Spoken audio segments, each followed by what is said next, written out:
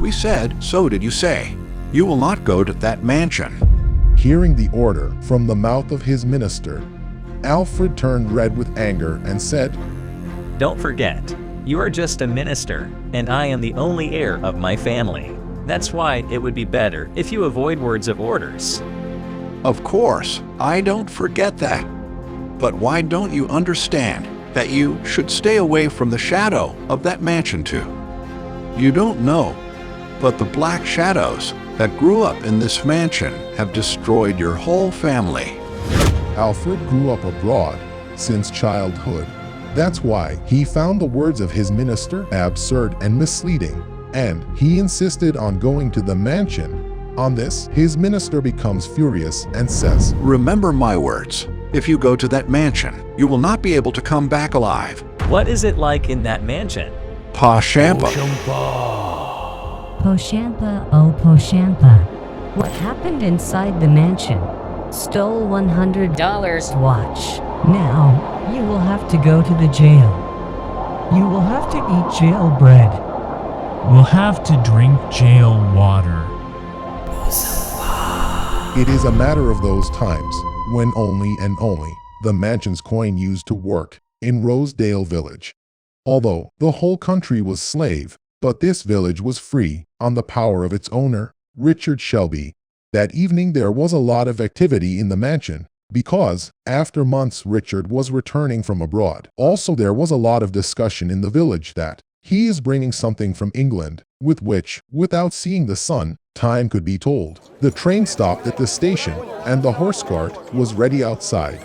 After leaving there, as soon as the horse cart entered the village, Richard took out his hand from the cart and opened his fist, from which a round object hanging from a chain came out.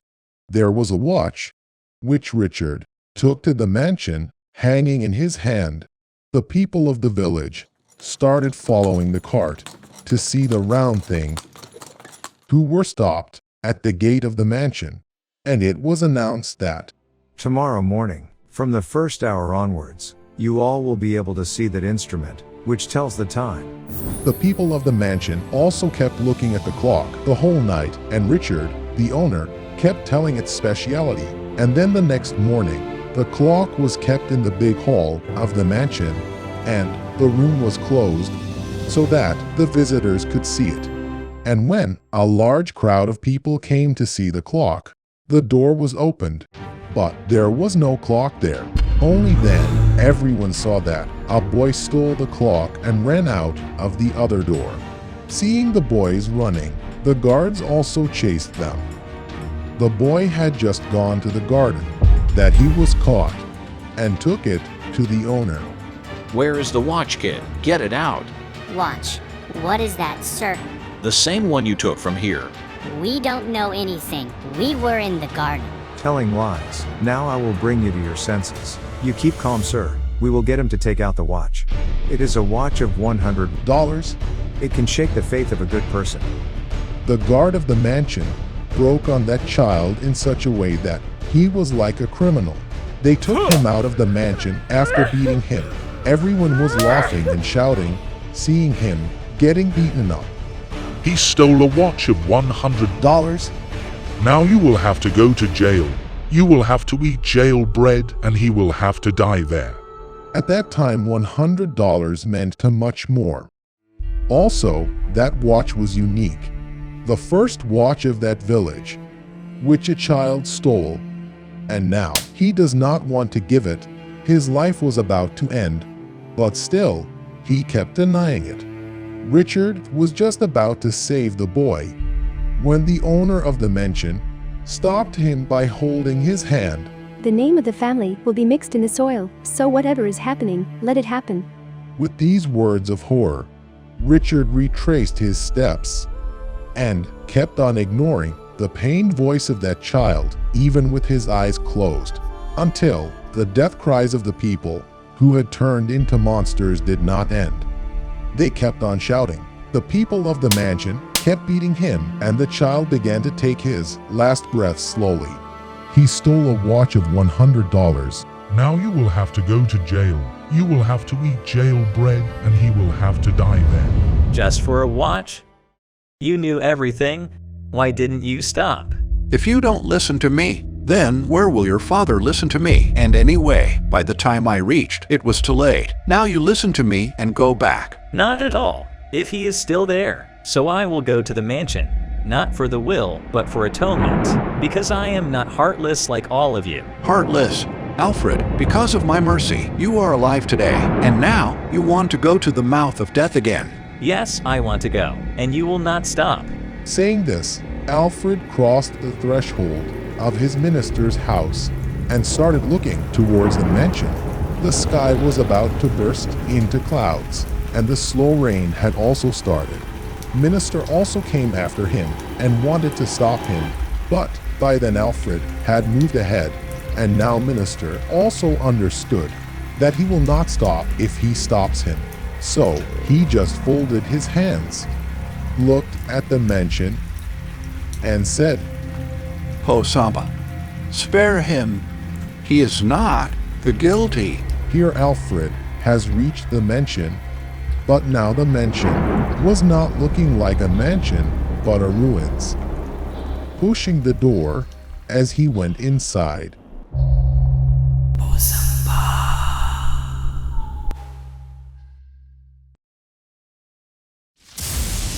Just then, there was a loud lightning outside. Everything inside the mansion was scattered. The blackened candles had started lighting themselves in the pitch darkness, and the sound of some children's laughter started coming from outside the door. When Alfred reached there, he started seeing his childhood in the garden on the other side, which started reminding him of that day. When the clock came in the mansion, all the children were playing Poshampa in the garden. Poshampa, oh Poshampa, what happened in the market today? You ate the berries. You were caught then got beaten too. Then a child said, Let's go to see the clock. And all the children ran towards the main gate of the mansion to see the clock. Only Alfred and a boy stayed with him. After which, Alfred says, They left Poshampa to see the clock. Let me see how they see the clock. As soon as he says this, little Alfred goes into the hall, tossing the real Alfred, and runs away somewhere else after picking up the watch. And the men of the mansion find the innocent boy standing in the garden. They catch him as a thief and start beating him in front of the entire village. Here Alfred understands that the one who stole the watch in his childhood was none other than himself. And when his father came to know about this, he tried to save the child.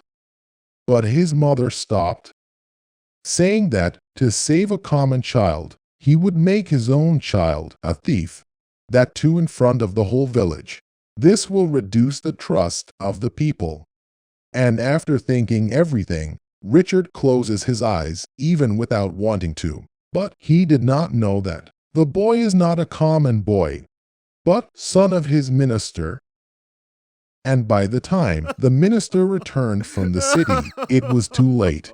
When Richard came to know about this, he knelt down in front of his minister, but the minister was unable to say anything. Lifting his owner, he simply said, If it wasn't for my son, I would probably have given the same advice that the mistress gave. I don't want to take any revenge. But don't even expect forgiveness from me. Having said this, the minister leaves the mansion. But since that evening, the atmosphere in the mansion started changing, and dark clouds of death began to gather over it. As soon as the night fell, same sound used to make echo in the palace. Poshampa, oh Poshampa, what happened inside the mansion? Stole $100 watch. Now, you will have to go to the jail. You will have to eat jail bread. And you will have to die there. But no one could find out where this voice was coming from. Slowly the word spread in the village. Hearing the horrifying sound every night, Richard and his wife too started dying slowly. and Alfred's condition had become like this, as if it was difficult to differentiate between dead and alive. After all, Richard begged for his son's life in front of the minister and said, "Save him." Listening to the child's words, his heart ached. because he had always considered Alfred as his child. That's why a minister reaches the mansion with a pietist and talks to his son. Whose soul did not want that? No one should leave that mansion and go anywhere else, because he wanted all of them to die in suffering, but not the minister of his son. My son, I request you to please spare the Alfred, because he has no fault. He didn't do all this. Your culprits are Richard Shelby and his wife. Hearing this, the soul disappeared from there, and the minister said, I'm taking the little master. Promised I will not let him die like my child. But you can't go anywhere leaving this mansion. As soon as he said this, the minister took Alfred in his arms and went out with pietist. As soon as he left, the door of the mansion closed automatically, and a loud scream echoed throughout the mansion. When Alfred opened his eyes, screaming, he found himself in the same room of the mansion from where he had stolen the clock. Suddenly again, a voice rang out, but not a scary one, but the voice that he loved from childhood. Poshampa voice. Poshampa, oh Poshampa, what happened in the market? You stole and ate berries. Caught then, got beaten up. You have grown up, but look at me. I am neither able to become free, nor grow up. Dustin, I am very sorry that this happened to you because of me. I am your culprit. Whatever punishment you give, I will accept. I will absolutely. As soon as Dustin said this, one by one the candles in the mansion are extinguished, and Run here hangs lifeless in the air, as if someone is holding his back, and the hands, head, and feet are lifeless, swinging down in the air. Then Dustin's soul turned into energy and began to crawl on his chest, and again, the same heart-wrenching voice started to echo. Stole a watch of $100. Now you will have to go to jail. Have to eat jail bread. Drink jail water. And you will have to die there. Alfred, son, get up. It is morning. Dad, how many times should I say? Not Alfred, now I am in him, you're Dustin.